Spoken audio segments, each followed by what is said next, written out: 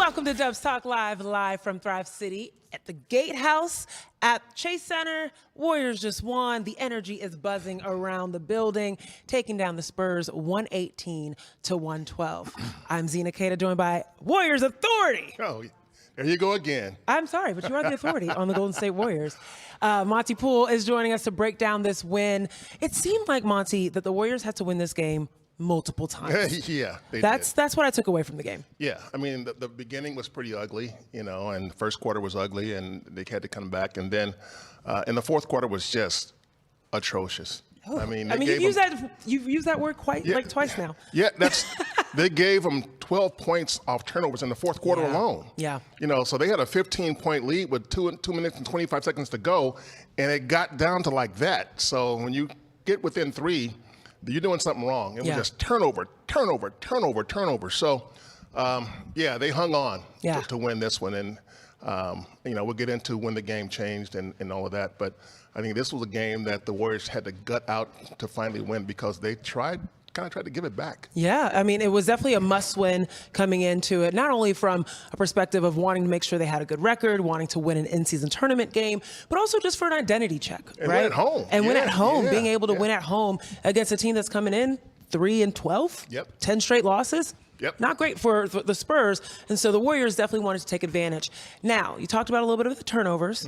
There was someone that committed a few, but you could say that he made up for it. Yeah. In what other things he was doing, and that is Stephen Curry. Oh, you mean the 6 turnovers? 6 turnovers, 6 assists. It cancels out. What doesn't cancel out? 35 points in 35 minutes. Efficient. Just creating the offense that the Warriors needed, and then having his supporting cast, Dario Saric, we're going to get into him as well, but being able to add on 20 points right there, and then Klay Thompson finding his three-point shot again, which is great for him, 15 points. But let's get into Stephen Curry, because the Stephen Curry show never ends. It never ends. You truly are fascinated every single game at his ability to elevate quickly, his ability to maneuver around screens, maneuver around the Giants, and find the little pockets to find his shot. You may recall that there have been games where we say, the Warriors needed Steph to win. And, last game, they needed Steph to win and needed to get what they needed. But tonight you kind of saw he had it going. When his shots go in and they don't even touch the rim, it's just all net, literally. That's when you know he's on. He's on. And so tonight, when they needed it, he gave it to them. And there were times when the offense was dragging a little bit, and there's no better cure in the NBA for a dragging offense than a Stephen Curry flurry. He is the antidote to that. Yes. I think about the start of the third quarter, he hadn't scored in about 6 or so minutes. Right. And then in 45 seconds, that's all it makes drops sometimes. 2 threes, automatically gets 6 of the 12 points that the Warriors had, and just starts up the offense. You're absolutely right. An antidote for sure. When you get a guy like Steph who can give you 11 in the third and 12 in the fourth, I think. So, So that's 23 points second half. When a team is trying to come back at you, you have an answer to that, and that answer is the guy shooting those threes. And so tonight it was enough. Well, you think about someone else that was shooting some threes and that the Warriors definitely needed. That was Dario Saric. And I love that they have been able to see his game evolve throughout this season and being able to utilize him right at the key moments, because that's when he's hitting these big-time shots. Yeah, Dario, man, I mean, he keeps bringing buckets. Yes. He's a smart player. He makes smart passes. People look at his defense and, his defense is not great, but he does other things to the opposing defense. He pulls big men out because if they let him shoot, he's going to keep drilling those threes. Right. And so watching Dario do his thing within the flow of this offense is a beautiful thing. He's finding GP too. Great passer. Again, he sees the floor, he feels the game, and that's an underrated skill. So when you got a big that can shoot, that can see the floor, feel the game, and make smart passes, you got something special. I was really surprised that Zach Collins was not sticking to him a little bit more after seeing his ability to hit the shot. Yes. You would imagine that every single time a pick and roll was happening, whether it was Chris Paul or whether it was Stephen Curry, I understand the need or the feeling that you would want to follow Stephen Curry, but even with Chris Paul, he would trail too much and leave Dario Saric wide open. Yeah, I don't know how much longer teams are going to make that mistake. Yeah. I do know that when the Spurs play the Warriors, and it's been this way for years, Greg Popovich, he crucifies his players and they leave Steph or Klay. That's true. You know, if That's very he does true. not want to get beat by those two guys. Right. You know, in other words, Pop probably said, if Dario Saric beats us, he beats us. Yeah. But don't let 30 beat us, and don't let number 11 beat us. And so, Steph got 20 shots up and made 11 of them. He kind of did beat them. Yeah. But if you're a defensive player on the Spurs and you've been hearing your coach, you know what you're not supposed to do, and you're not supposed to leave Steph open. Yeah. And so, I kind of don't blame the player for that, because you kind of got a dilemma there. Sure. What are you going to do? You going to stick with Steph and be maybe the second defender, or do you want to follow Dario? And it's a tough one, because if you follow Dario and Steph drives, you got another issue. Yeah. So, but that's why I was so confused around the following of Chris Paul. Yeah. As opposed to a Steph. Yeah. But I mean, hey, it worked out for the Warriors. Dario Saric was able to find his shot. He actually has I would say relatively slow release in comparison to his peers on his team, but was able to get the shot up. But you know what, though? He can take his time because they're not guarding him. They're not guarding him. They're way over here trying to guard a guard. Yeah. He's getting the ball. He's looking around like nobody's here. Okay, Al. Line it up. And that's what happens. Most of his threes are that way, where he's not shooting against really contested shots. Yeah. It's mostly shots when he's wide open and he shoots it. If he's not open, he passes it. Yeah. It's just obvious, logical thing to do. He's efficient. Now, let's talk about the fact that this game, it's post-Thanksgiving. People still digesting food. Okay, yes, exactly. The turkey was still affecting everyone. So the energy in the building was a little low to start the game. But there was one particular play. Yeah. One particular play that woke up the entire arena, and that was GP2. Yeah. Chasing down Victor Wembanyama and getting this big time block. Get that out of here. I love it. Think about this now. Gary is a foot shorter than Vic. Wow. He's a foot shorter, you know. But like Gary said, just go up and get it when he's at the top. And he got it at the right time. It was all about timing, really. Yeah. I mean, when a shot like that goes up, it's all about timing. And you're right. That shot sort of put some electricity in the building. Mm-hmm. It got the crowd going, and it got the Warriors going. Yes, I mean, you look at what happened before that shot. In the 16 minutes before that shot, the Timberwolves, the Spurs scored 46 points and had a 5-point lead. Okay? Over the next 8 minutes after that shot, they scored a total of 9 points in 8 minutes. Wow. And they shot 3 of 13 during that. I mean, 3 of 12 in that 8-minute stretch, sure, and committed 3 turnovers. So the Warriors' defense decided, okay, I guess we should follow Gary and play some defense now. Right, and got into that psyche too. You saw the difference. Yeah. So the Warriors, after being down 5 when that block happened, they went into the locker room at halftime up 4. Yes. And it changed the whole tone of the game.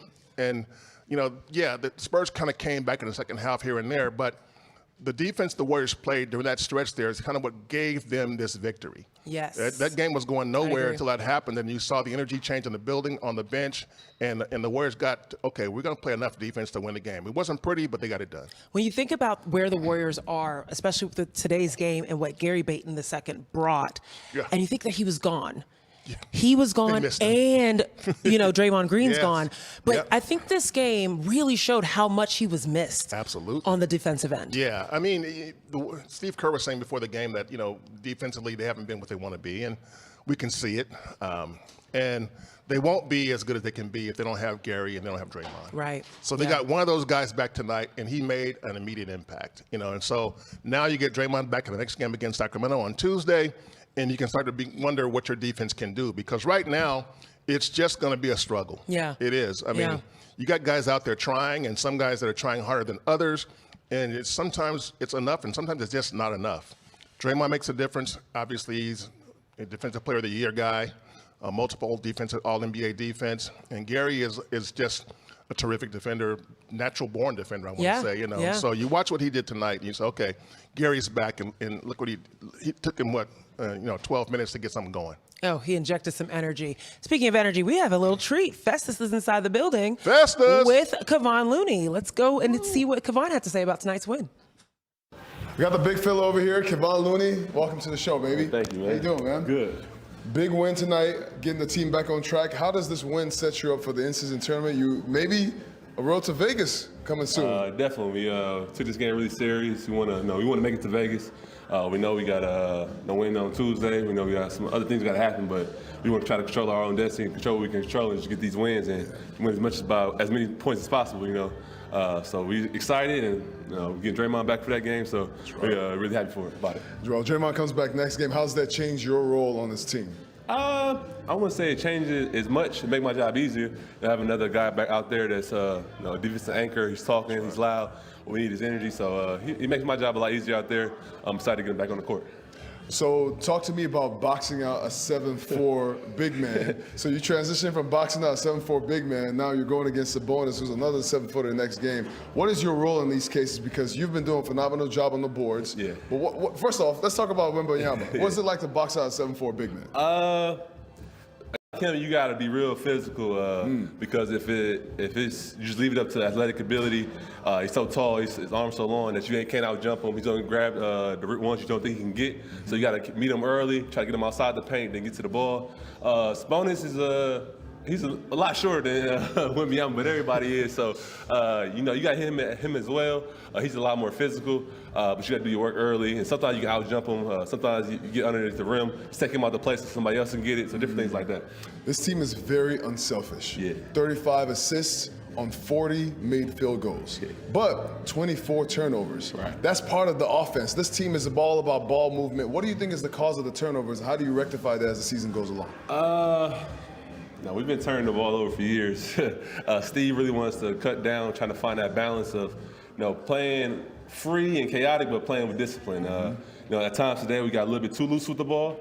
I think for the most part this season been doing a lot better. Adding Chris Paul has helped that a lot. But we got locked back in, and the unforced ones. We just dribble off our foot. The ones we just drop the pass. When we just thrown out of bounds. All the unforced errors, we take those out the game. I think we'd be a lot better. Talk about the bench. Dario Saric, GP2's first game back tonight after a few games to the ankle. Moses Moody coming in the starting lineup and really helping CP3 coming into the starting lineup. Yeah. What has the bench meant for the team this season? The bench has probably been our best asset this year.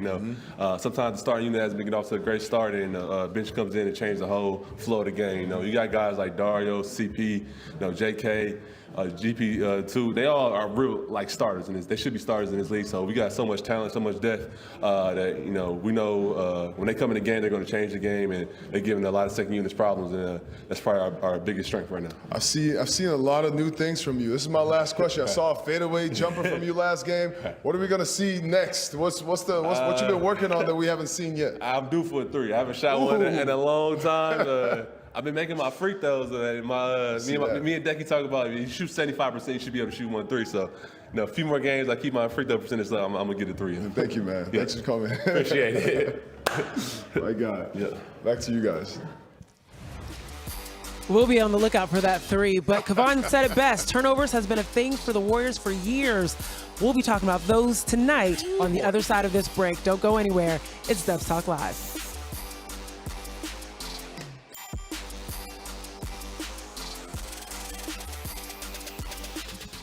Hello, YouTube.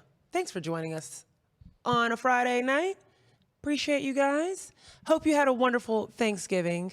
Hope you ate to your heart's merriment. I heard Monte made his turkey, by the way, guys. I ate well. Good for you. I'm very happy. I'm very happy about that. There's one thing I want to mention that Rebel the Sounds.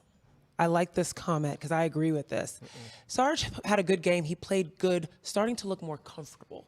Yeah, I would agree with that. I would agree with that, right? Yeah, I mean, you see him doing things a little bit more fluidly than he was earlier. Maybe he was thinking a little bit, and there was a little bit of hesitation here and there. And now you see him being a little quicker with his decision making.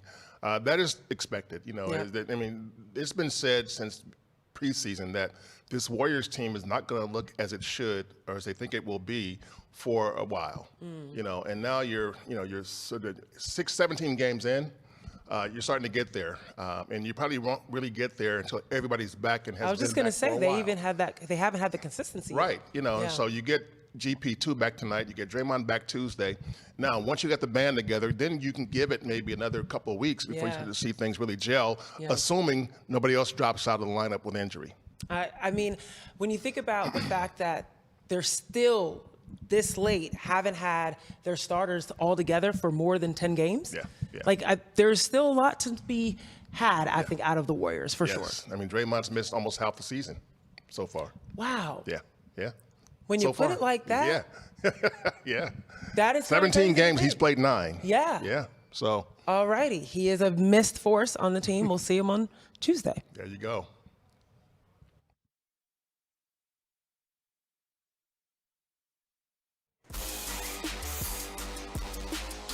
Welcome back to Dubs Talk Live. Zena, Keita here, joined by Monte, Poole, and we are talking Warriors win against the Spurs, 118-112, but it wasn't easy, folks.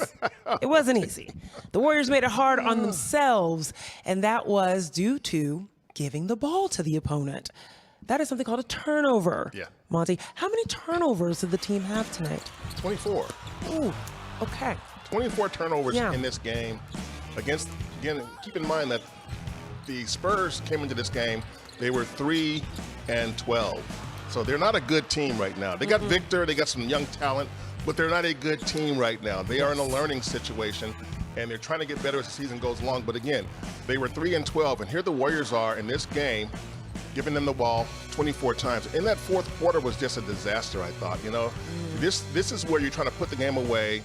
And maybe, I know they have some rest days coming up. They don't play again until Tuesday. So It's not like you're saving energy for the next game or the next game, the next day or anything. But when you look at that fourth quarter, and it's like, oh, my goodness, what's going on out there? Because you had a 15-point lead with 2:25 to go. Right.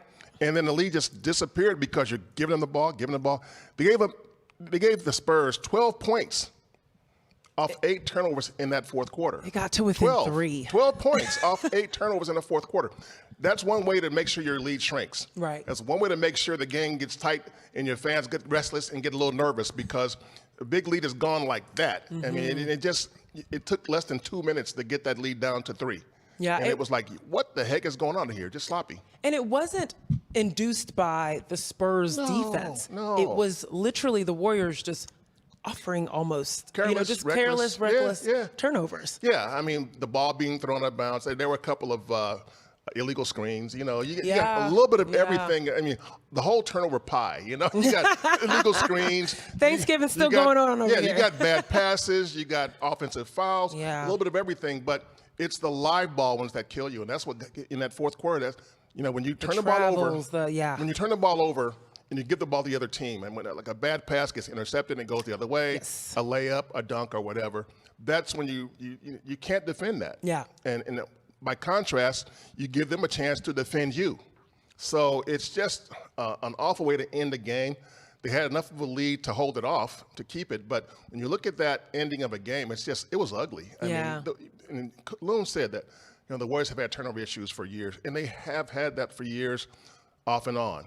But you can survive that when you have a team like they had a few years ago. Yeah. You've got prime Steph, prime KD, you got Andre Iguodala, you got prime Clay, you got prime Draymond. There's enough to balance it out. Yeah. Right. I mean, now the margin of error between the team now and the team they had 5 years ago is a lot smaller. Yes. And so those turnovers hurt you. Yep. Against a team like the Spurs, they didn't kill you.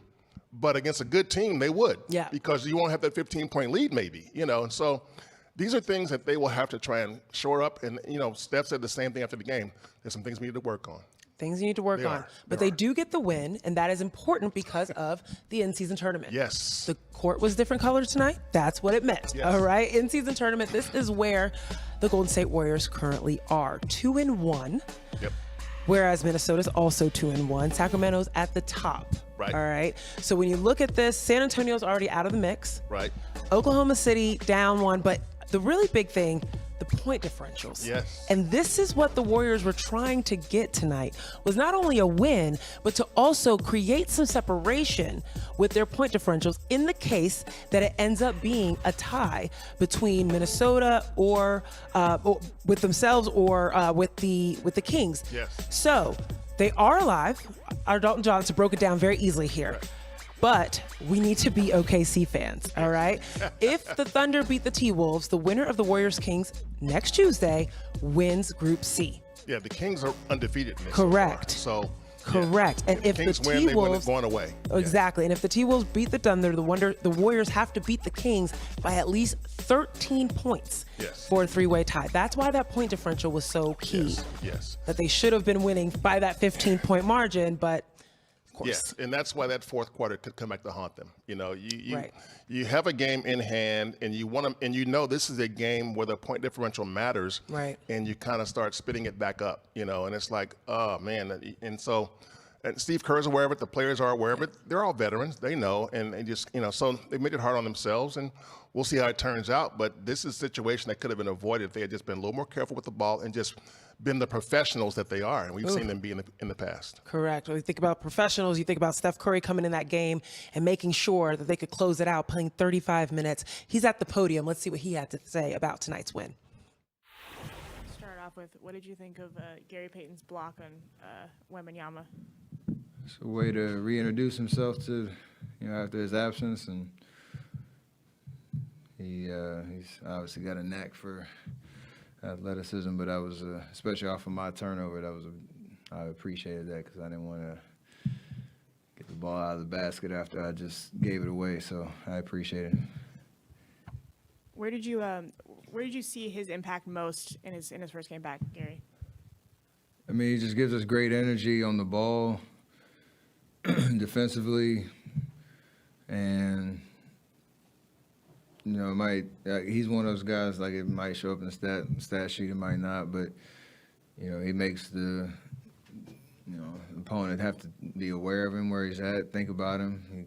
He causes chaos out there, so and he's doing a good job with it for us. We have to talk better as a group, and I think he took a challenge, having watched for however many games he was out, to make his presence felt there too.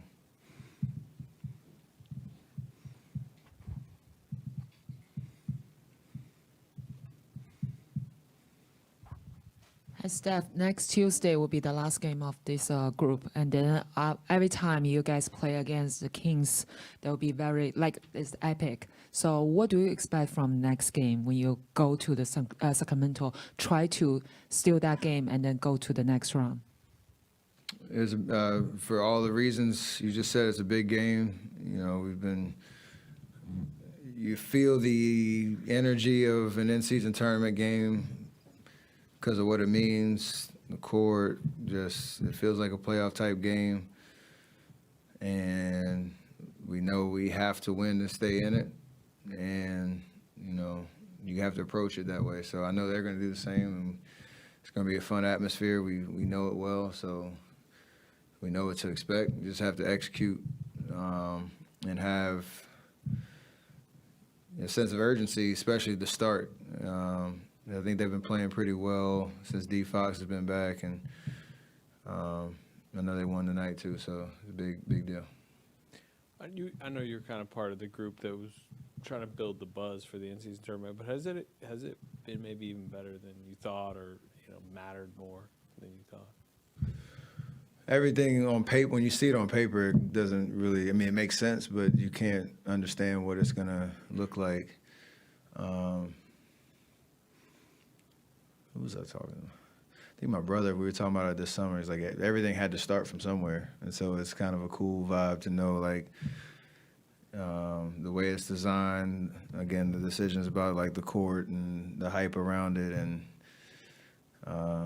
whether you, at first glance, understand how it works or it takes you a long time, wherever you are on that spectrum. It does feel different on TV in the arena, so it is definitely better than I think anybody probably expected.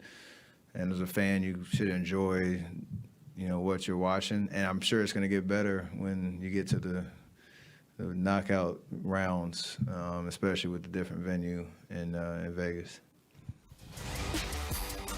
Well, when we get back, we're going to talk about what's ahead exactly. The Kings won tonight against Minnesota. Big matchup on the other end of this weekend. Don't go anywhere.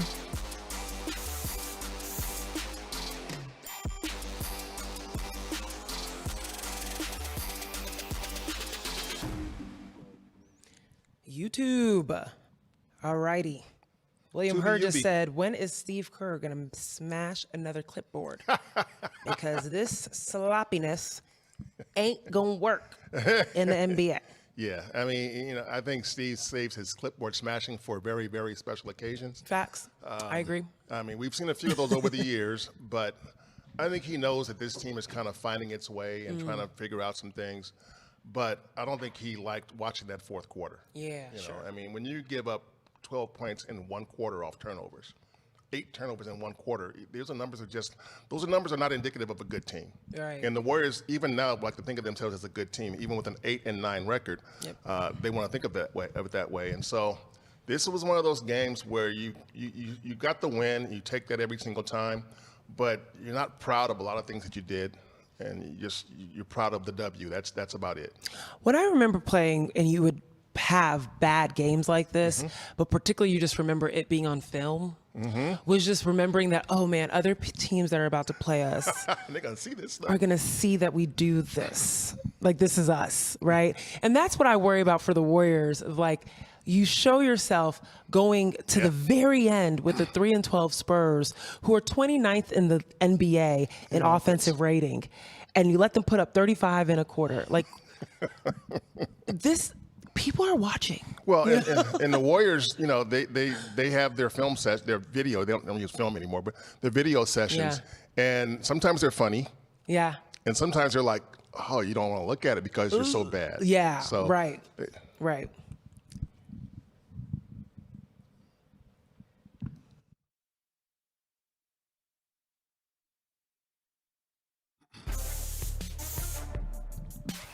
Welcome back to Dubs Talk Live. Looking ahead at the calendar, the Warriors continue their home stretch, but then also going ahead to play against the LA Clippers as well.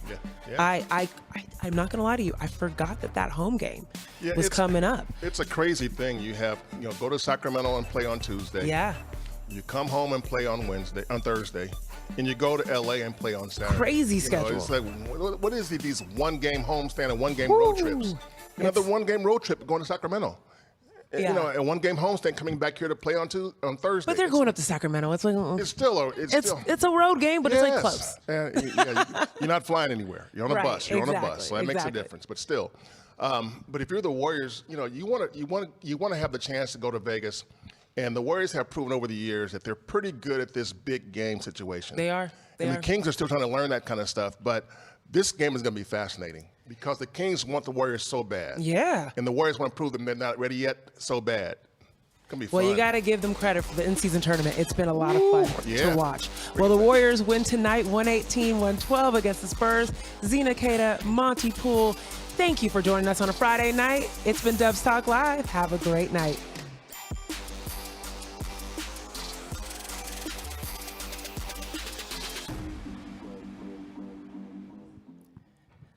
YouTube fam. All righty. Let's talk about some of the stuff that we saw. Some of those YouTube fam out there still full from yesterday. They probably are. Yeah, they probably are. Trying to fight off sleep. Because I mean, I'm not mad at you. I get it. We get it. Yes, we get it. We're right here. We got Bert John D. Bautista. Bert John D. Bautista said, wow, another nail biter dodged the bullet. And I did not think that the bullet would have been the Spurs. But that was the gun that was loaded. Yeah, That who was would the think one. that the Spurs would come in here and kind of, this was supposed to be the kind of game, the closest thing the Warriors are going to get to a gimme. Yeah. The Spurs are one of the 3 or 4 worst teams in the league. And they came in here and made it a nail biter after the Warriors had built themselves a nice lead, So the Warriors led by as much as 18, and they were 15 with 2:25 to go. Yeah. And it just, and so that's all because they just decided let's get sloppy. A little bit. And there was several statistics that going into the game, you would have assumed that the Warriors would have won outright. One of them was rebounding. The Spurs 23rd in the league in rebounding. Warriors 4th in the league in rebounding. Guess who won that battle tonight? The Warriors did not. Lost by 5. Lost by 5, right? You think about the bench production. That you just are shocked a little bit of some of the things that weren't going the Warriors' ways, or if it did go the Warriors' ways, not by the degree that you thought it would. Yeah, I mean, the Warriors have really done a nice job on getting second chance points against teams. Yeah. Because they're doing better on the offensive glass. But tonight they lost at 18-8. Yeah. The Spurs were attacking the offensive glass, and the Spurs got 15 offensive rebounds, and they turned that into 18 points, second chance points. So that's one of the things the Warriors have been trying to avoid. And I know Victor's long and he's tall and stuff, but when you got guys like Keldon Johnson coming in and get 4, and Zach Collins getting 3, Sohan getting 3, I mean, it's a team rebounding thing that happened tonight. And there were times when literally you see a Spurs player just knife between 2 Warriors players and grab the rebound. It's like there was no box outs or just attention to details. There's got to be a box out, and there's got to be a desire, a hunger for the basketball. Yeah, and that was another one I was going to bring up. Spurs 25th in the league in offensive rebounding percentage. Warriors 4th in the league. Yes, they've been really good at that. They've been really, really good at that. So this game definitely exposed some things for the Warriors on that end. But there's also things that were really good. For example, the Warriors did a really great job of getting to the free throw line tonight, which definitely matched up with where they should have been. As well as, the Warriors are 30th in the league with points in the paint. Yes. What you hope is that the Warriors didn't take this team lightly because of who they are. Yeah. Because the Warriors have to understand, and they should by now, that they are not so good of a team that they can do that anymore. Yeah. That was a time they can do that and get away with it. But they're 8 and 9. That's not a good team. That's a mediocre team. You're trying to get to good. Right. Maybe you'll get there next few weeks, but right now you're not there yet. Until you get there, you got to be looking at every team like, oh, they can beat us. They can beat us because they can. Yeah, you got to take them seriously. They're legitimate competitors. Well, folks, Spurs are done. Like we said, we move on. All right, next game against the Kings. Big time rivalry, game. baby. Exactly. NorCal rivalry, in-season tournament game, and the game that will determine if they move on to go get some money. All right? That's not nothing. No. $500K? Hey, I know Steph is like, yeah, I'll take it. Right, exactly. But these rookies are like, please let me have it. Please let me have it. The rookies are doing that. They're like, Jonathan Kuminga said, 500K is not a joke. No. That's a serious amount of money. So yes. We'll see what the Warriors do. But for now, we appreciate you guys joining us tonight. YouTube fan, we always appreciate you guys tuning in, dropping your comments for tonight. Take care. Peace out. Good night.